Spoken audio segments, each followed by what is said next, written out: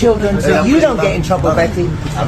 Okey, Dino, dia fikir Mami sembunyikan Dino. Dino keluar, Dino cakap, Dino nak pergi ke tak nak pergi?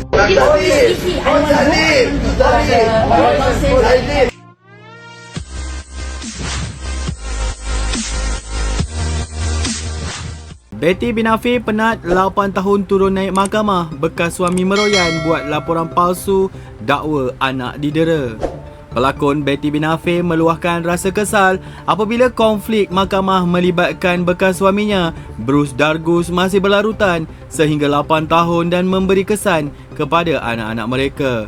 Menerusi perkongsian di Instagram miliknya, Betty atau nama lengkapnya Betty Ibtisam Abu Bakar Binafe memuat naik video memaparkan situasi tegang apabila bekas suami bersama ahli keluarga dan peguam hadir ke kediamannya dipercayai bagi mengambil anak-anak. Children so you don't get in trouble, Betty.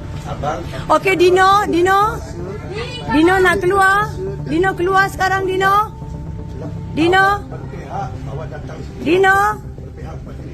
keluar, Dino keluar. Dia fikir Mami sembunyikan Dino. Dino keluar, Dino cakap, Dino nak pergi ke tak nak pergi?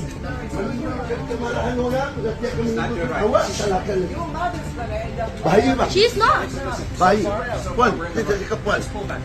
Puan kajilah baik-baik. Puan berpihak kepada yang baik. Ini bahaya macam ni. Kita bertenang. Masya Allah, you also become very good. Alhamdulillah. You 70 plus. Saya ni puan.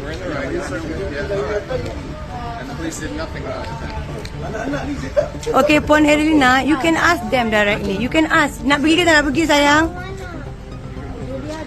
Julia dengan Dee.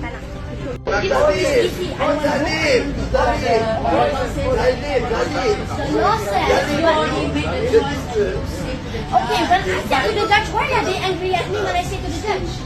But never mind. Wait, I thought you were.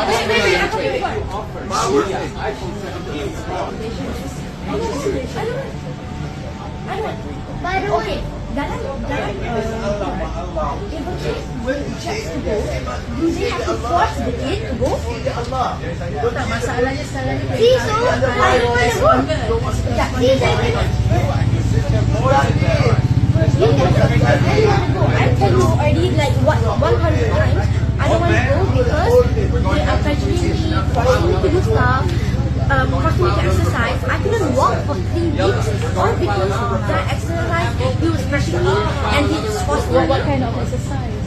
He was forcing me to do sit up, push up. He forced. Serena. I don't want to go. Menurut Betty, tindakan tersebut berpunca daripada laporan yang didakwa palsu dibuat oleh bekas suami kepada Jabatan Kebajikan Masyarakat JKM berhubung isu penderaan. Inilah dia bekas suami meroyan jadikan anak sebagai umpan buat laporan palsu JKM atas pertuduhan dera anak-anak dan pembantu. Satu van penuh wakil dengan pakar psikologi untuk anak-anak dan orang tua datang buat soal selidik, namun akhirnya mereka akui tiada unsur penderaan dan pewatakan semua sangat positif, katanya.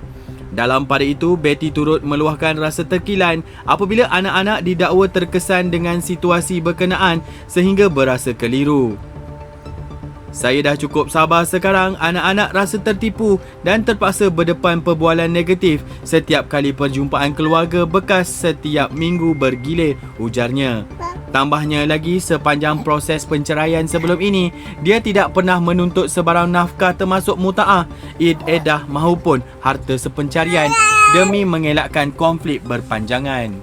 Namun isu berkenaan terus berlarutan apabila bekas suaminya didakwa masih meneruskan tindakan undang-undang. Dah 8 tahun saya turun naik mahkamah hampir setiap bulan dengan melayan kerana 17 kes saman yang difailkan, termasuk 5 komitel. Kenapa tak fokus saja pada masa depan dan kebajikan anak-anak daripada buang duit berperang di mahkamah hanya untuk rebut kuasa penuh hak penjagaan, katanya.